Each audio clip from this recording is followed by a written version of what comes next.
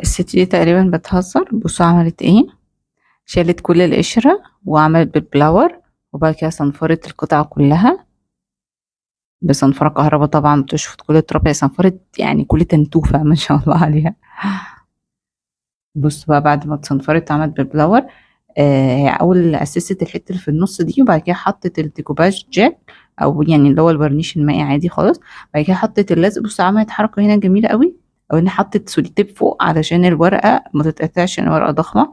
وبعدين عملت حركه اجمل بقى، ان هي قطعت الورقه وبعد كده بتنزلها حته صغنطوطه قوي، عشان لو قطعتيه وسبتيها بتلاقي فيه حته زياده. بصوا هنا العسل دي ماسكه شراب، وحطت صبغة الخشب وعشان تدخل وتدعك الصبغة كويس في اللون.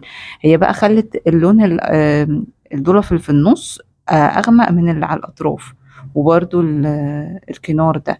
جابت بقى قطعة من القيمة وحطت عليها الغيرة ولزقتها. وبعدين هتجيب بقى ألوان كده ميتاليك، جولد على نحاسي، على لون خضري كده، حاجات تحفة قوي. هتعتق بيها بقى القيمة دي بتبقى موجودة عندنا عادي، اللي هي بوليستر. آم، بصوا بقى شكلها بعد ما خلصت فظيعة.